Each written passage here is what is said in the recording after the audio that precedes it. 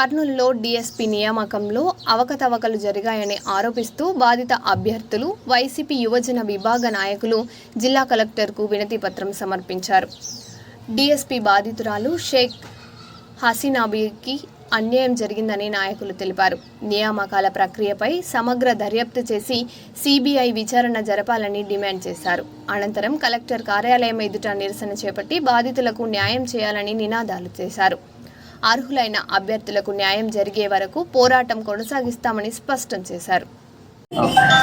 ఈరోజు మేము కలెక్టర్ గారికి డిఎస్సి ఎగ్జామ్లపైన జరిగిన అవకతవకలపైన అన్నిటిపైన కూడా సిట్టింగ్ జడ్జితో విచారణ జరిపించాలి లేదా సిబిఐ వాళ్ళతో ఎంక్వైరీ జరిపించాలి అని చెప్పి వినతి పత్రం కూడా అందించడం జరిగింది డిస్ట్రిక్ట్ కలెక్టర్ గారికి.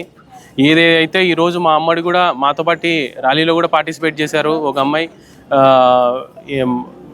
తను పేరు హసీనా బి. సో తను ఆల్రెడీ 75 మార్క్స్ వచ్చినాయి. అదేవిధంగా మనకి కాల్ లెటర్ కూడా వచ్చింది. సర్టిఫికేట్స్ ఎంక్వైరీకి కూడా పిలిచి లాస్ట్లో నీకు ఉద్యోగం రాలేదని చెప్పి ఆ అమ్మాయిని తప్పియడం జరిగింది. ఇట్లాంటివి ఎన్నో కేసులు ఉన్నాయి ఈ కర్నూలులోనే.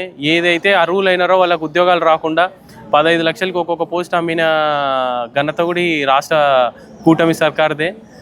కాబట్టి ఏదైనా ఉన్నా అవకతవకలు జరిగింటే ఇవన్నీ కూడా అన్నీ విచారణ జరిపించి ఎవరైతే అర్హులో వాళ్ళకు మాత్రమే ఈ డిఎస్సిలో అవకాశం కల్పించాలని చెప్పి కోరుకుంటూ, ఎందుకు అంటే డిఎస్సి అనేది ఒక టీచర్ పోస్ట్ అనేది కూడా భావితరాలకి వీళ్ళు భావితరాలని అందించాల్సిన వాళ్ళు స్కూళ్ళల్లో అంతా కూడా. కాబట్టి వీళ్ళు చదువు చెప్పడానికైనా వాళ్ళకు కూడా వచ్చిండాలి కదా. కాబట్టి ఎవరైతే ఆ క్యాపబిలిటీస్ ఉంటాయో అవన్నీ చేయగలుగుతారో వాళ్ళకు మాత్రమే ఈ అవకాశం కల్పించాల్సిందిగా నేను ఈ కూటమి సర్కార్ని కోరుకుంటూ, ఎవరెవరైతే దీంట్లో అవకతవకలు చేశారో వాళ్ళందరినీ కూడా కఠినంగా శిక్షించాల్సిందిగా కోరుతున్నాను.